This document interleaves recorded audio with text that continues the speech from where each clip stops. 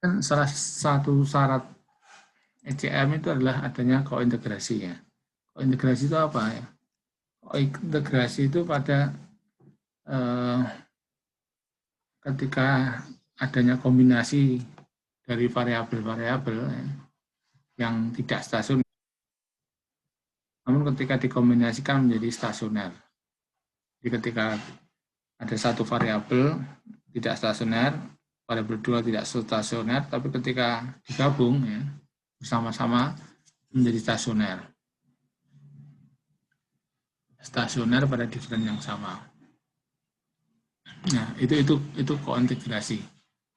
Bahasa mudahnya sebetulnya ada hubungan ya, kointegrasi, ada integrasi, hubungan antar variabel. Tapi kointegrasi itu fokus pada variabel D1. Sangat jarang atau susah dimaknai ketika kointegrasinya itu pada lebih dari satu. Sehingga analisis ECM ini dilakukan pada leg 1, pada different 1. Hampir atau tidak pernah ditemukan ECM dengan analisis ECM dengan different lebih dari satu.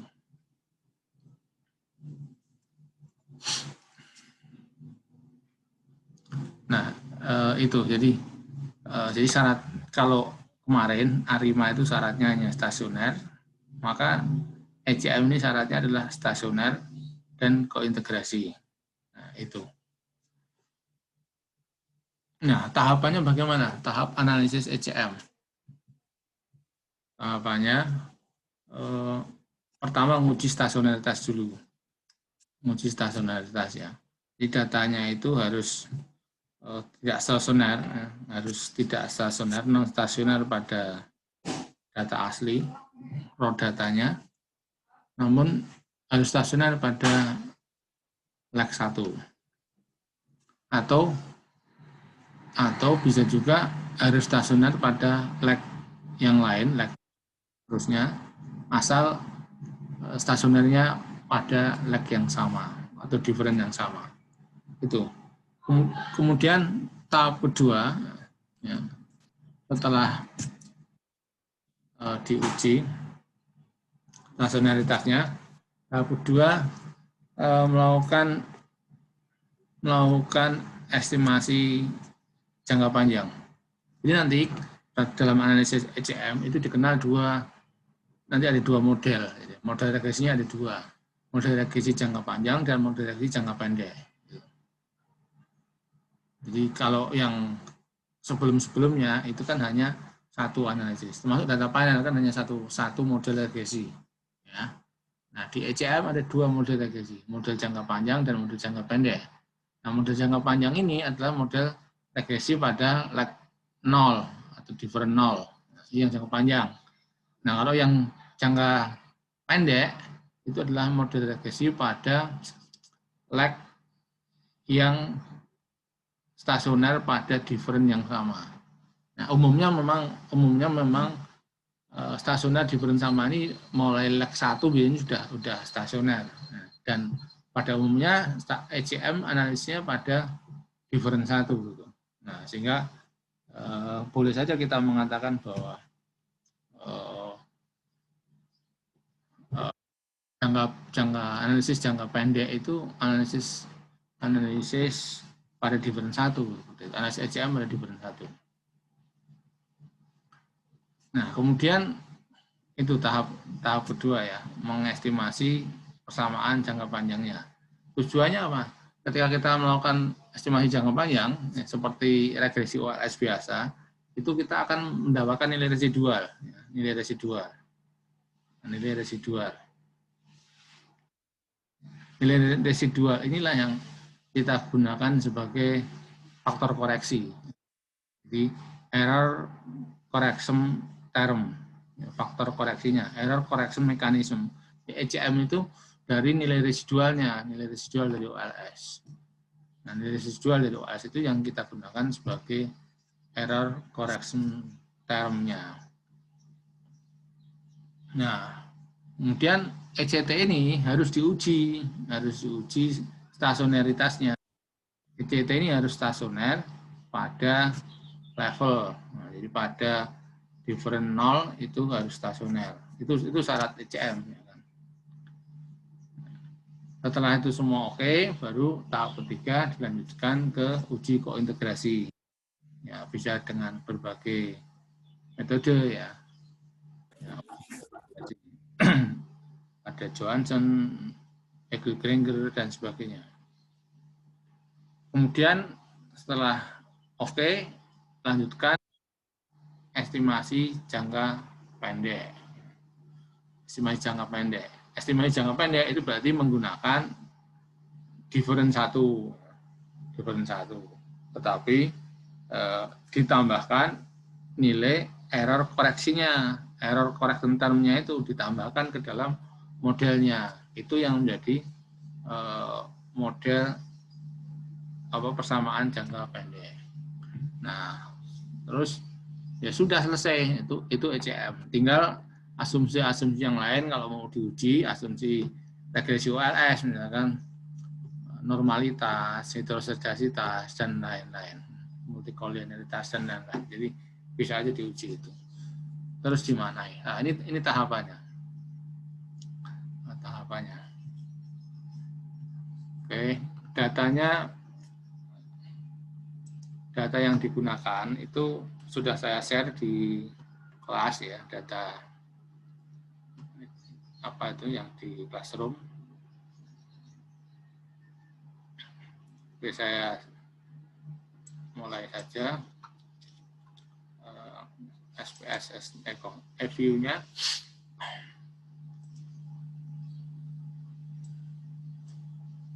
Nah, ini view ini yang ada di classroom, datanya ini.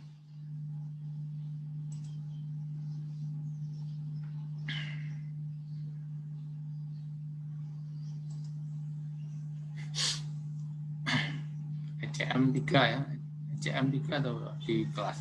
Jadi kita punya 3 variabel, X1, X2, X3, dan Y. Nah, kita buka semua. Open as group. Nah, ini. Kita punya 3 variabel, X1, X2, X3, dan Y, ya, yang berupa series dari tahun 70 sampai tahun 2011. Nah, itu. Dari tahun 70 sampai 2011. Nah, ini datanya. Nah, untuk analisis pertama kali tahapan paling awal itu adalah menguji stasionaritasnya. Ya, seperti ini. Pak, Ya. untuk masukkan datanya pakai impor atau langsung digeser aja, Pak? Itu datanya sudah work file itu. Sudah work file. Tinggal open saja. Oh, siap, Pak. Open atau klik 2 kali itu langsung buka sendiri. Bukan Excel, jadi langsung open biasa. Coba dulu, coba. Udah bisa belum?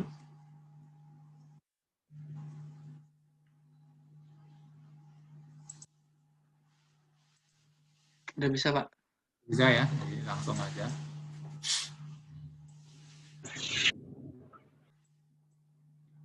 Nah, ini datanya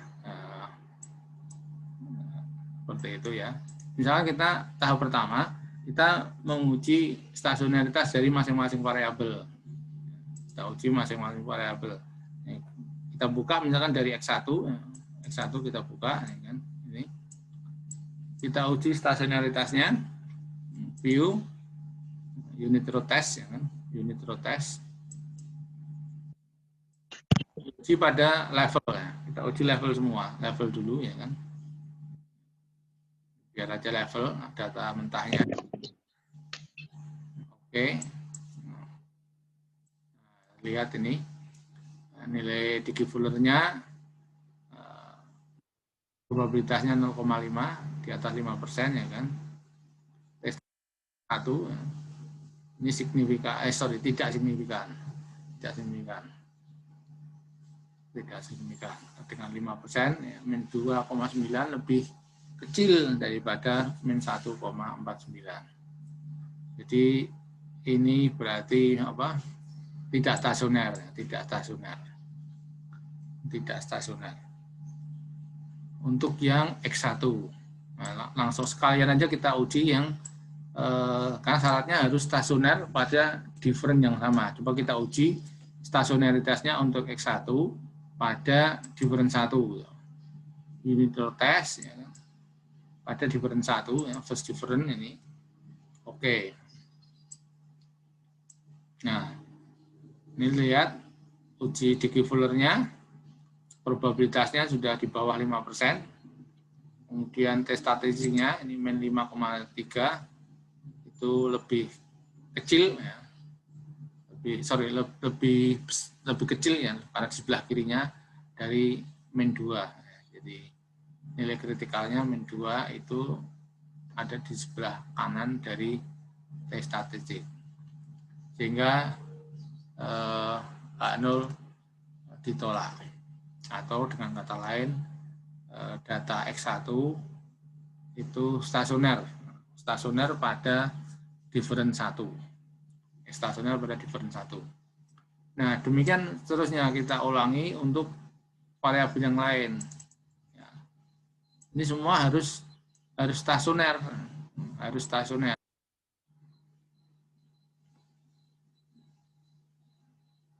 X2 kita uji unit row test ya, pada level dulu raw datanya, kemudian oke. Nah ini 0,7 atau tidak signifikan ya, berarti datanya tidak stasioner. Ini tidak stasioner, X2 tidak stasioner.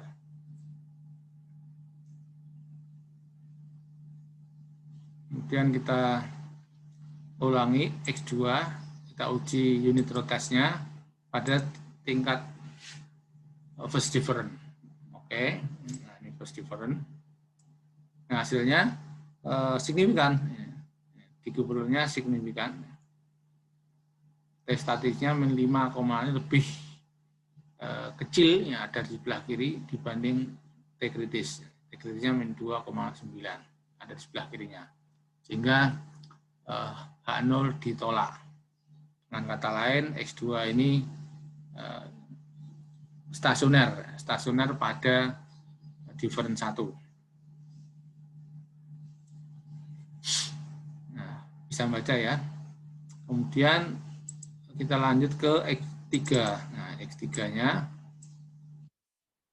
kita uji unit row test pada tingkat level. Oke saja. Nah, ini juga tidak signifikan atau tidak stasioner. Kita uji pada different 1. Nah, different 1 nilai decouplernya sudah signifikan. Sudah signifikan berarti stasioner pada different 1. X3 stasioner pada different 1. Kemudian Y-nya ini Y-nya di unit row test-nya pada level tidak signifikan ya, 0,2 lebih besar dari 5%, berarti H0 diterima, tidak signifikan atau tidak stasioner. Pada different 1, ini different 1, oke. Nah, menjadi signifikan ya kan, artinya Y ini stasioner, sudah stasioner pada different 1. Nah, itu satu-satu kita uji stasionaritasnya ya kan, dari masing-masing variabel.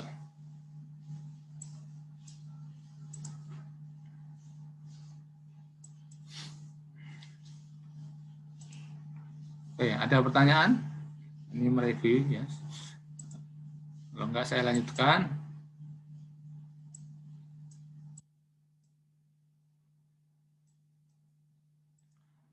Itu uji stasionaritas secara individual ya kan. Kita bisa uji stasionaritas secara bersama-sama. Ya. Klik satu klik bareng-bareng ya. Open S group, ini S group. Kita berusaha menguji secara bersama-sama. Jadi stasionaritas secara bersama-sama. Buka sebagai grup, kemudian unit row test. Unit row test.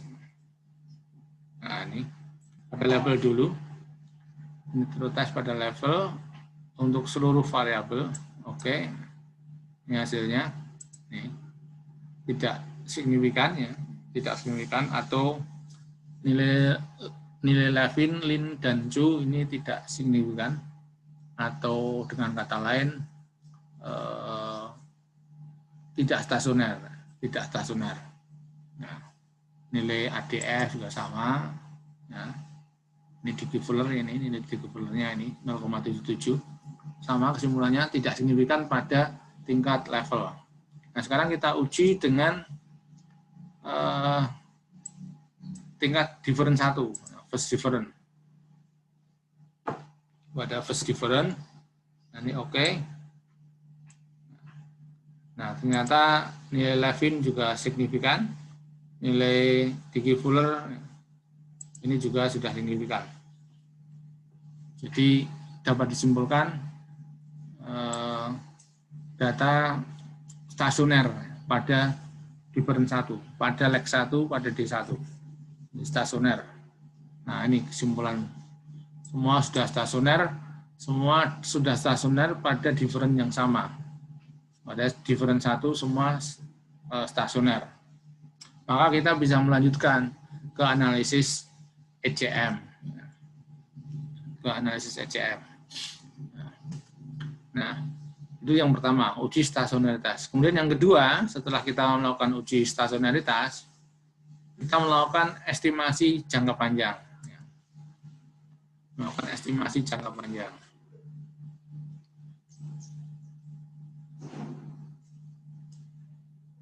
Estimasi jangka panjang.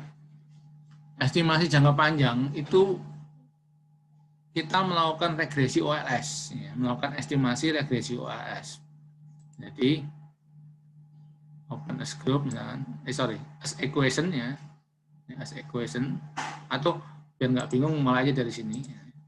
Estimate equation, seperti biasa, estimate equation kita ketik di sini ya kan, y, ya, yang ketik y, c, x1, x2, x3. Nah, ini regresi OLS, biasa. Nah, jadi regresi OLS ini yang estimasi jangka panjang. Y, X1, X2, X3. Oke. Nah, ini hasilnya.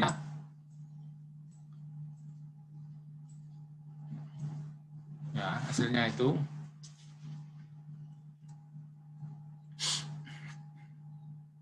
Jadi yang dianalisis pada data aslinya, pada level 0, ya. level 0 atau raw data. Jangan yang different tadi.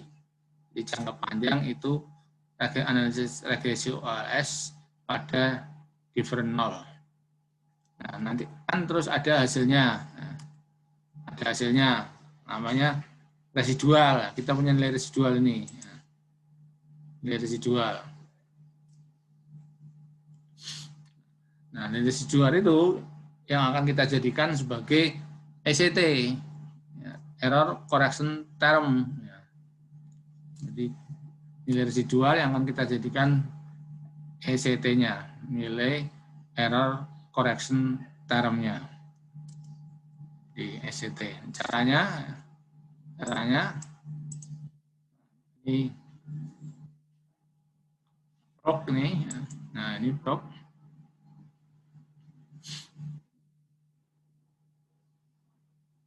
Proc ya.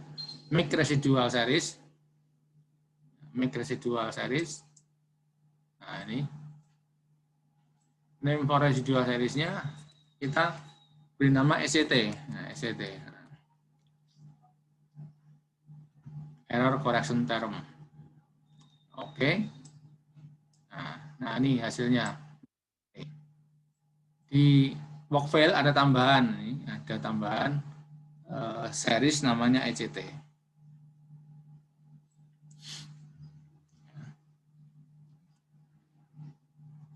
Nah, ECT ini harus stasioner.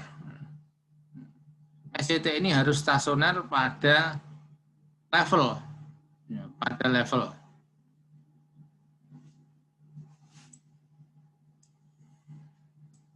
ECT-nya harus stasioner pada level. Sehingga kita uji view, unit root test, level. Oke. Nah, ini ECT-nya signifikan. Ya, signifikan. Nilai kritis min 2,9 ada di sebelah kanan dari T statistiknya. Signifikan, artinya ECT itu stasioner pada level. Jadi syaratnya ECM itu seperti ini. Jadi variabelnya harus stasioner pada level yang sama. Stasioner pada level yang sama.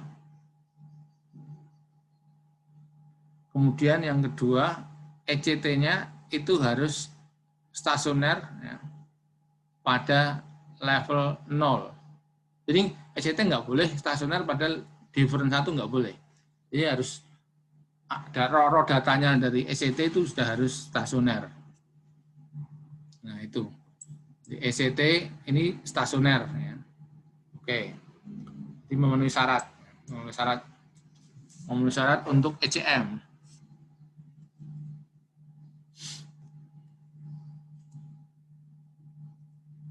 Oke, kemudian nah ini sampai tahap ini sudah kan syaratnya terpenuhi, stasioner, semua variabelnya stasioner pada different yang sama, yaitu different 1. Kemudian ECT-nya stasioner juga pada different 0. Nah, ini terpenuhi semua syaratnya. Kemudian syarat yang lain apa tadi? Kointegrasi. Nah, kointegrasi. Jadi kita perlu menguji kointegrasinya. Menguji kointegrasinya. Mana sih ini kointegrasinya? Kointegrasi.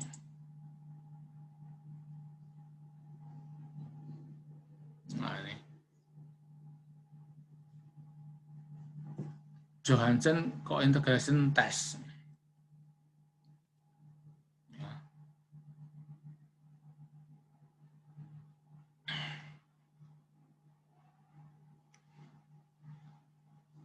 Di kointegrasi itu hipotesisnya, itu uji kointegrasi Johansson, syaratnya ya, atau hipotesisnya H0 tidak terjadi kointegrasi variabel. H1 terdapat kointegrasi variabel. H1 terdapat kointegrasi variabel. Nah, jadi H0-nya tidak terjadi kointegrasi, H1-nya terjadi kointegrasi. Jadi yang diharapkan itu tidak signifikan. Nah, yang diharapkan tidak signifikan.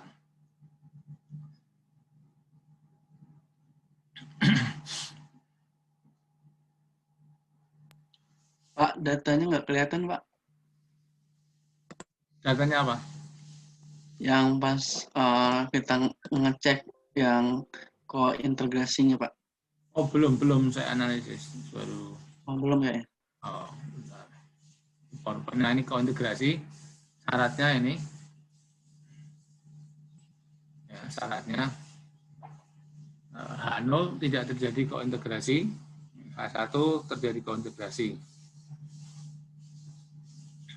Jadi pedomannya H0 ditolak jika trace statistik dan eigenvalue, max eigenvalue statistik lebih besar dari nilai kritis.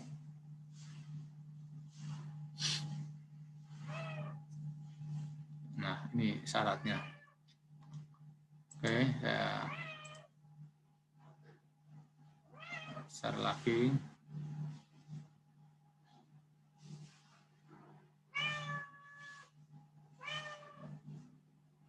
Apa meong? Share. Awas nanti jatuh, apa nanti jatuh? Pus, awas nanti jatuh. Ini.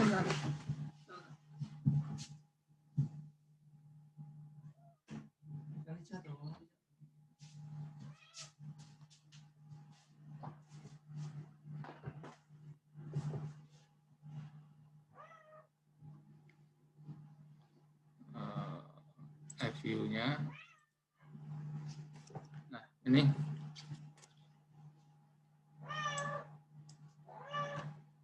kita coba cek ya, kointegrasinya, grup Johansson co-integration. Nah, ini jangan nakal. Nih, kita ketik Y, ya, Y, X1, X2, X3, di parabelnya semua, ya, jangan nakal.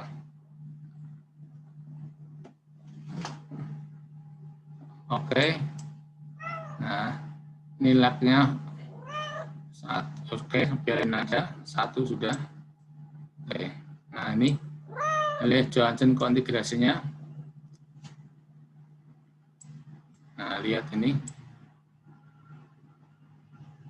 yang baris ini ya. Nah, nilai trace statistik ya, syaratnya tadi kan trace statistik dan eigenvalue statistik lebih besar dari nilai kritis. Jadi yang diharapkan adalah signifikan. Yang diharapkan signifikan. Kita lihat nilai trace statistiknya, ya kan? Trace statistiknya ini yang saya blok ini. Ini trace statistik 54,72. Sementara nilai kritisnya 47,85. Jadi trace statistiknya lebih besar dari nilai kritis. Dan probabilitasnya juga signifikan, di bawah 5%, 0,00099, signifikan. Ya, artinya terjadi kointegrasi. Ya, terjadi kointegrasi. Kalau kita lihat juga, jangan.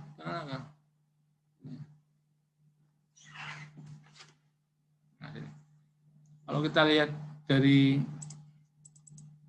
nilai eigen statistiknya ini, max eigen statistik ini, nah ini, max eigen statistik juga harus di atas nilai kritisnya.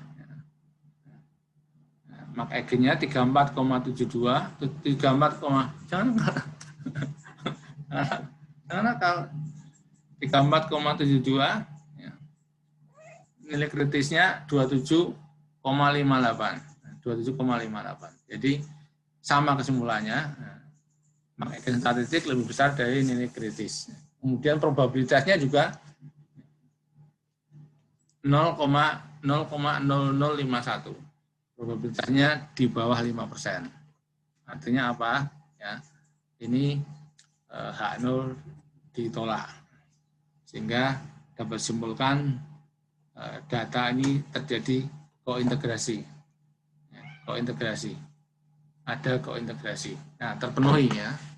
Terpenuhi syarat ECM. Stasionerisnya terpenuhi, ECT-nya stasioner terpenuhi, kemudian kointegrasi, terdapat kointegrasi. Nah, ini terpenuhi semua. Oke. Nah, setelah itu apa yang dilakukan ya? Setelah semua tahapan tadi, tahapan selanjutnya adalah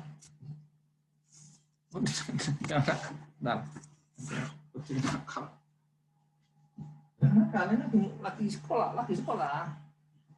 Cari kakakmu nih, cari kakakmu sana. Sorry, ada gangguan.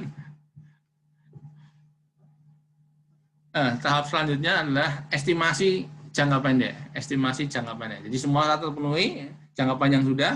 Kemudian tahapan lain selanjutnya adalah melakukan estimasi jangka pendek. Melakukan estimasi jangka pendek. Ini saya hapus ya, klik, saya tutup. Oke. Gimana caranya melakukan estimasi jangka pendek? Quick estimate equation, ya kan? Estimate equation. Ini ada Y, C, X1, X2, X3 ya kan. Nah, kita kan variabelnya itu Y, C, X1, X2.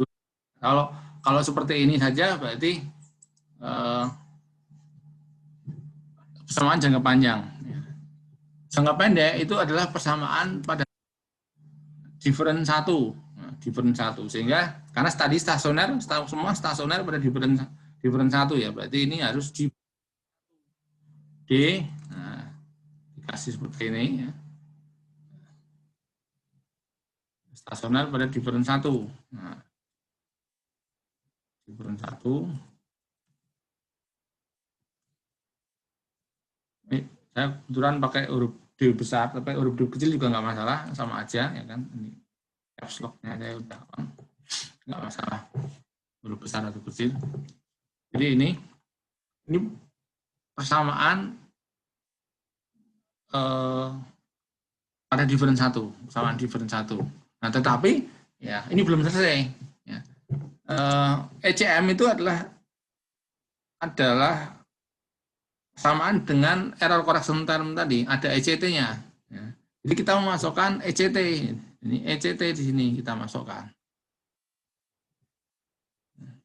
Jadi ECM itu adalah error correction term pada periode sebelumnya. Jadi ECT yang digunakan adalah ECT pada periode sebelumnya, error correction term pada periode sebelumnya. Nah, untuk menandakan periode sebelumnya berarti ini min 1. Nah, ini ECT-nya min 1. Ya. Nah, ini hasilnya persamaan jangka pendek. Persamaan jangka pendek di mana persamaan estimasi pada different 1 ya, dengan memasukkan faktor koreksi pada periode sebelumnya. Ada koreksi pada periode sebelumnya. ECT pada periode sebelumnya. Sudah, oke. Nah, ini hasil dari persamaan jangka pendek ini seperti ini. Oh, jangka panjang mana ya? Oh, oke. Ini saya freeze saja. Ini freeze. Nah, saya nggak punya yang jangka pendek, yang jangka panjang ya. Saya tak. Nah, estimasi dulu yang jangka panjang. Y, C, X1, X2, X3.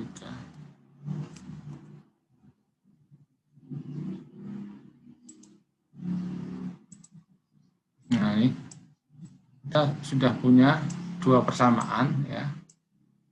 Model yang ini adalah model jangka panjang. Kemudian yang sebelah kanan itu adalah model jangka pendek.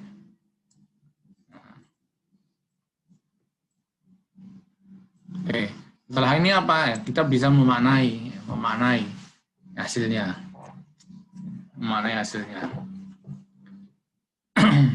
Atau kalau mau ya diuji asumsi dulu juga nggak apa-apa. Asumsi dulu, baru dimaknai atau maknai dulu baru asumsi.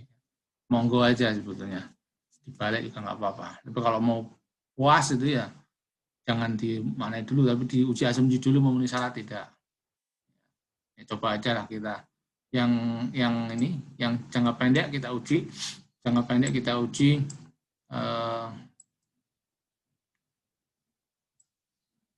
jangka pendeknya ini Oh, saya sudah berubah ya, jangka pendek saya sudah nggak bisa diuji yang ini. Bentar, saya buat lagi. Aduh, saya buat lagi yang jangka pendeknya, estimate equation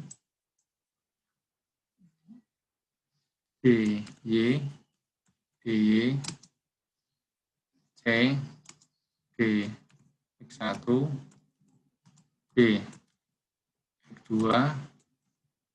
D, X3, plus ECT pada periode sebelumnya. Nah, jadi persamaan jangka pendek.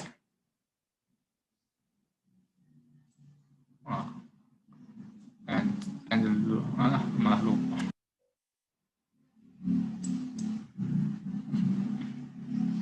Error. Ada salah, error lah. Bentar, ini punya saya error review-nya. Saya stop dulu. Saya ulang, saya buka dulu. Review-nya. Maklum, review nggak beli ya.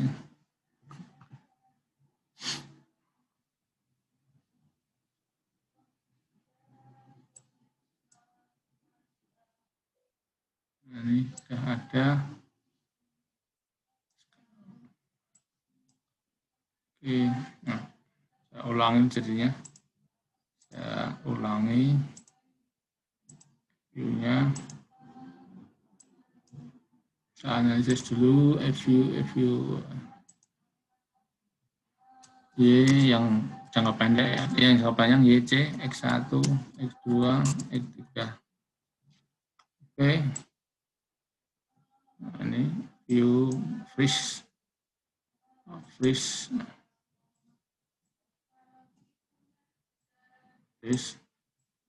Dan saya yang jangka pendek, estimate equation DY, D, X1, D, X2, D, X3, XCT, min 2, sorry, min 1, DX1, oke. Nah, yes. Nah, ini.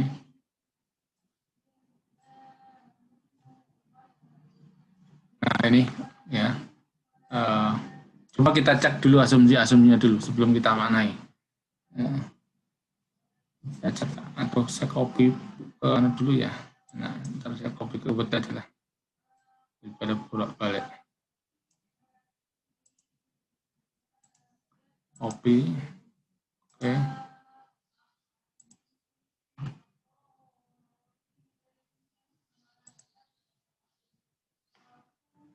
Jangka panjang.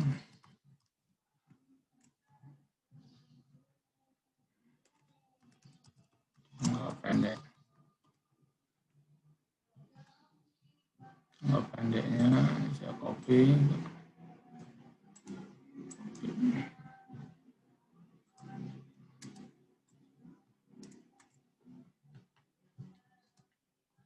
Nah, oke. Sekarang coba kita uji asumsi dulu yang jangka pendek ini ya. Pertama kita uji normalitas dulu. Ya. View residual, normalitas, ini normality test. Nah, lihat hasilnya. Nilai Jergubera, ini Jergubera 1,2, probabilitasnya 0,5 atau tidak signifikan ya. Tidak signifikan, berarti normal ya, memenuhi syarat normalitas. Kemudian kita cek lagi normalitas, kemudian apa lagi ya? Nah, serial heteroskedasitasnya, kita cek heteroskedasitas. Nih, heteroskedasitas. Kita uji pakai ini aja. Huspagan. Terus bagian go free test, oke. Nah, hasilnya ini, nah, ya sorry, yang ini C square ini, offset R square. Nah, probabilitas C square-nya ini 0,25. Ini berarti H0 diterima, H0 diterima atau tidak signifikan. Yang bermakna ya, atau artinya data homogen. Tidak terjadi heteroskedasitas. Tidak terjadi heteroskedasitas atau data homogen. Nah, ini memenuhi syarat ya. Kemudian kita uji lagi asumsi lain. Kita uji lagi asumsi yang lain.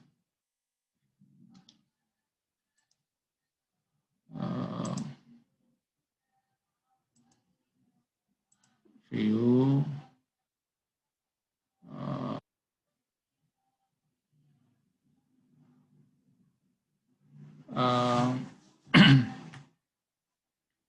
Nah, ini serial correlation, ya. Serial correlation test, serial correlation LM test. Ya. Lognya satu aja lah ini. Nah, serial correlation test. Ini probabilitas risikonya juga tidak signifikan, ya. Tidak signifikan, berarti tidak terjadi autokorelasi. Ya. BF. Berarti tidak terjadi autokorelasi. Ya. Ini simulanya. Kemudian kita tes lagi correlation sudah, terus tes sudah, multikolinearitasnya, kita cek multikolinearitasnya. Multikolinearitasnya di mana, roto lali. Nah, ini koefisien diagnostik, nah, multikolinearitasnya cek di sini, varian koefisien diagnostik, varian inflammatory factor, nah, VIF. Ini klik, nah ini hasilnya. Nilai VIF-nya di bawah 10 semua, ya, di bawah 10, 1,2, 1,1, dan seterusnya. Berarti tidak terjadi multikolinearitas. Tidak terjadi multikolinearitas, karena semua di bawah 10. Oke, jadi bagus, berarti bagus. Berarti semua bagus.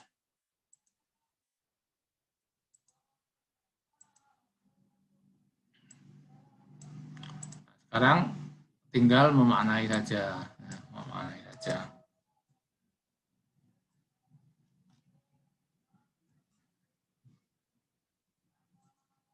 Jadi memaknai dari regresinya tadi. Ya, kita maknanya dari yang jangka panjang, ya, jangka panjang. Yang jangka panjang ini kita maknai ya seperti biasa ya. Seperti regresi OLS. Jadi saya nggak akan ngajari lagi karena hanya mengulang-ulang aja lagi yang ini.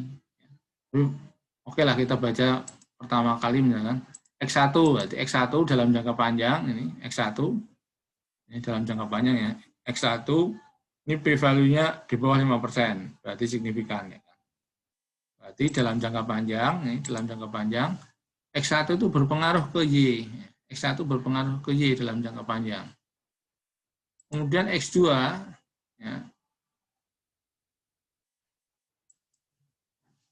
X2 dalam jangka panjang itu berpengaruh ke Y, ya, karena ini nilainya signifikan. Sementara X3, yang ini X3 dalam jangka panjang tidak berpengaruh. Dalam jangka panjang X3 tidak berpengaruh ke Y, ya, karena tidak signifikan. Nilai R square-nya, koefisien determinasinya 0,825. Tapi karena ini X-nya lebih dari 2, maka yang kita baca adalah yang ini. Koefisien determinasinya berarti 81,16%. Koefisien determinasinya. Nah, ini dan seterusnya seperti regresi OLS. Sekarang kita bandingkan ya hasil jangka panjang ini ya, jangka panjang dengan estimasi jangka pendek. Ya, pada jangka panjang X3 tidak berpengaruh ya. Sekarang bagaimana dengan jangka pendeknya? Jangka pendek, coba kita lihat ya. Dalam jangka pendek ternyata ya X1 itu tidak berpengaruh. Dalam jangka pendek X1 tidak berpengaruh. Kalau jangka panjang ya, dalam jangka panjang X1 kan berpengaruh. X1 mempengaruhi Y, X1 mempengaruhi Y. Tapi dalam jangka pendek ternyata X1 tidak mempengaruhi Y. X1 tidak mempengaruhi Y karena nilainya ini tidak signifikan. Bagaimana dengan X2? X2 dalam jangka pendek itu mempengaruhi Y. Ya, sama dengan jangka panjangnya. Kemudian yang X3 ya, itu dalam jangka pendek juga tidak berpengaruh.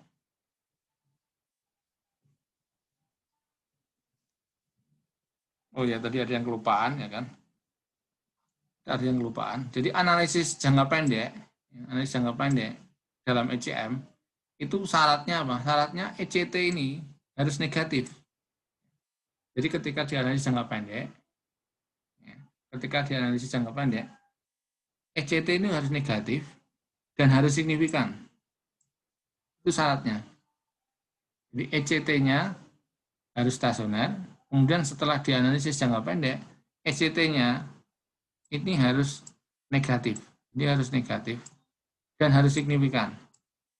Jadi nggak boleh positif ECT, ya, dan nggak boleh tidak signifikan. Nah, tadi yang saya kelupaan menyebutkan. Jadi itu.